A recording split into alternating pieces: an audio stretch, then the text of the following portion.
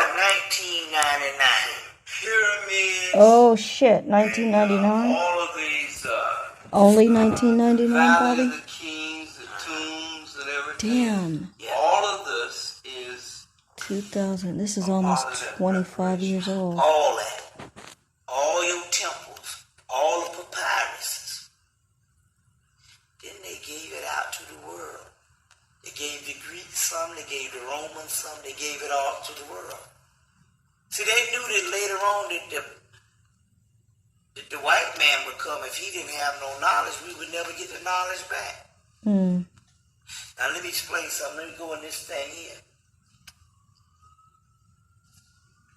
If they prepared, when we look back in 1999, why, if they prepared a way for us to get out of this, why we don't see no economic blueprint? Because money's a farce anyway. They're going to take that shit away. Start businesses and all this stuff. They're going to take that shit away anyway. Why we don't see no physical weapon war teaching how to build new guns to kill the cracker? Why is it that the only thing that they had 5,000 years to prepare? Why is it the only stuff that we get out of that is religious stuff? Yes. Gotta have something to do with because the basic premise of the Osiris is he's a caterpillar and he goes into the cocoon. Then he comes out a butterfly. The cocoon stage is what we have been shut down and been living in all these years. Now you don't come out of a damn cocoon to go back to a damn caterpillar. So the whole Afrocentric community is off. We're not supposed to go back to Egypt and be Egyptians. Been there, done that. You're coming out of cocoon to be something, a metamorphosis into a new creature. The alien is us in our new form. So they were only concerned with the soul and what the soul was going to go through in the next paradigm shift, because we had been on the earth for thousands of years doing the human thing. And that existence was over. So we gave it to the damn white boy. We gave it to the damn white boy. That's why he was the last to rule. We knew he was going to be the most destructive. That's why we gave it to him in the last couple of years. So you got to know this one thing about history. Now just listen to me what I'm saying. The white boy has really only been ruling for a little over 90 years. That's true.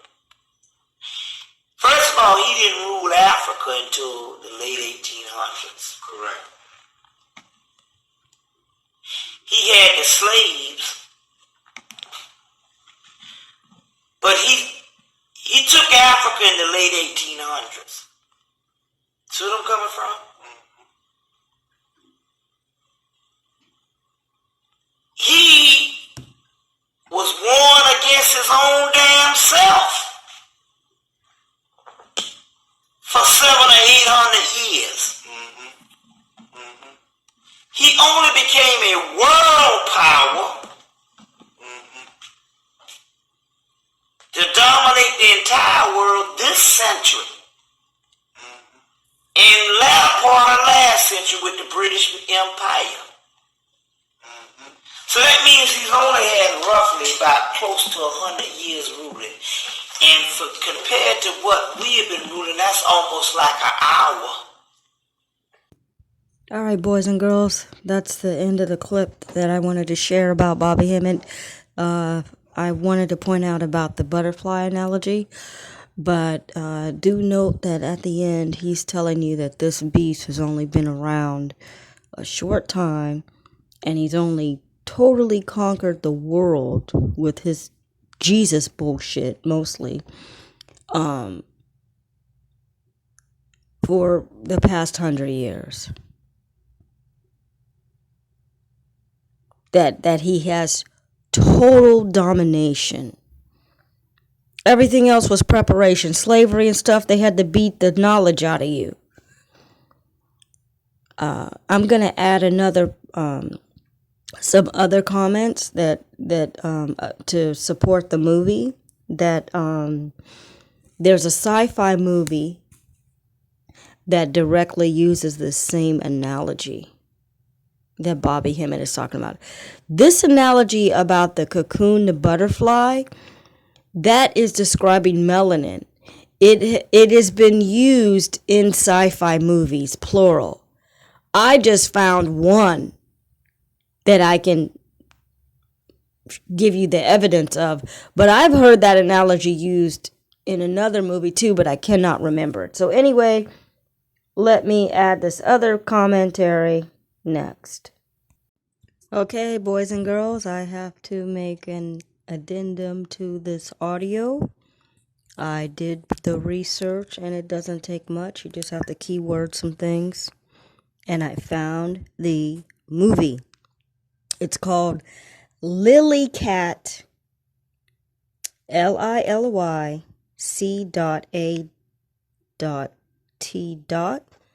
And it's a Japanese anime movie made in 1987, which means the Japanese know who you are too. So let's listen.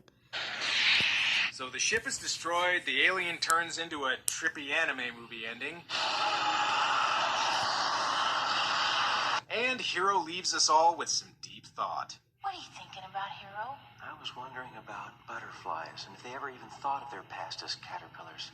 That's beautiful, Hero. Ajax from Duckman couldn't have said it better. If the caterpillar ever thinks of its future up there as that exquisite creature in the air. If they made tugboats bigger, they could be the boat's other boats. That's a sarcastic. By the way, I sure hope the planet they're going to isn't where the...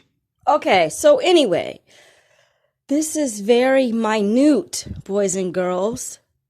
However, if you are on the 1,000-watt Bobby Hemmett frequency, this is magnanimous. This is huge. If you're on the 1,000-watt Bobby Hemmett frequency, which means you are directly on his frequency, you know that this little clip is talking about melanin. But in the whole scheme of the movie is disguised talking about melanin because basically, let me just try to slow myself down. Point number one is that this movie actually is a precursor to Aliens. Or it is rather the Aliens is modeled off of this, because all sci-fi is just, all movies and stories are rehashing of other movies and stories, and a lot of times it's movies and stories that people don't know about. So this Japanese anime concept, this is point number two, this anime concept was about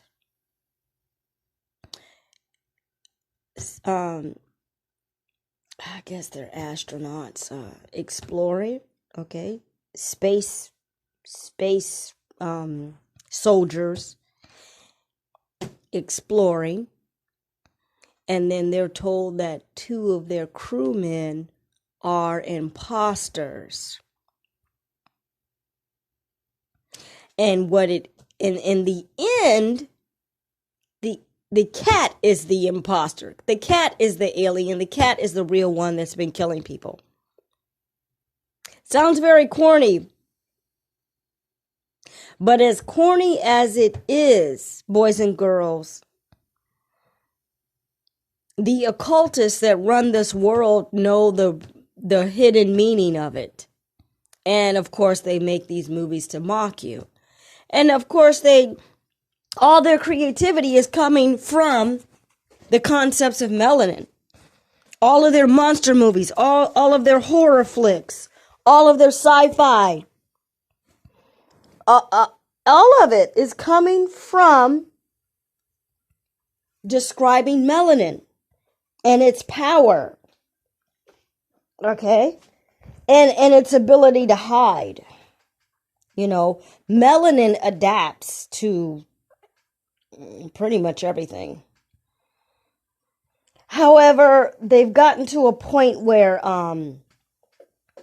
they can overpower your melanin because they've mixed the toxin or the virus. I call it a toxin with melanin. So it's melanin fighting melanin. And that's pretty hard for you to overpower.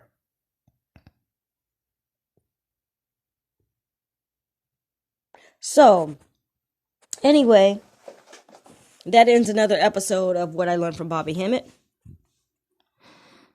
And that is where the point of that is to show you the analogy and the metaphor of butterfly. A caterpillar to a butterfly is talking about you.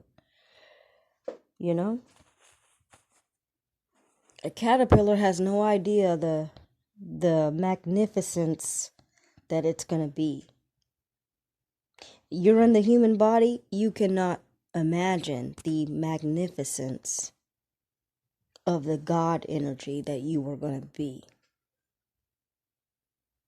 You're going to be able to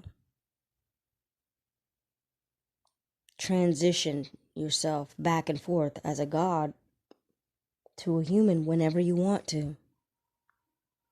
You gotta understand this for yourself in your own mind. This is not some fantasy island thing. You gotta know that you're a God incarnate.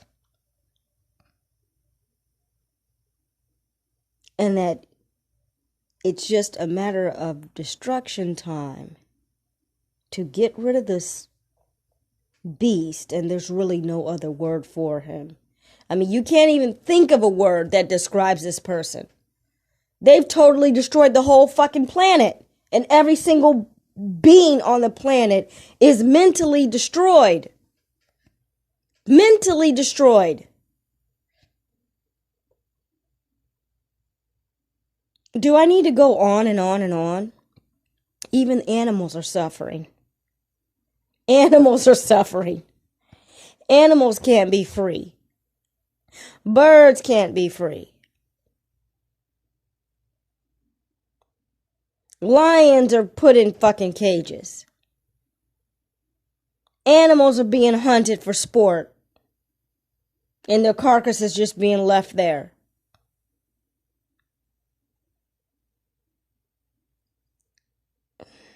I don't need to go on and on and on. If you just watch YouTube, you'll see the horrors that is this world. So anyway, that ends another episode of What I Learned from Bobby Hemmett. The more you know, the more your spiritual level can grow. And you ask for the powers of destruction, or you ignite. You need to ignite within you the powers of destruction and curse this motherfucking beast. Every single one of them that you see, let them be cursed. Let them all be cursed, because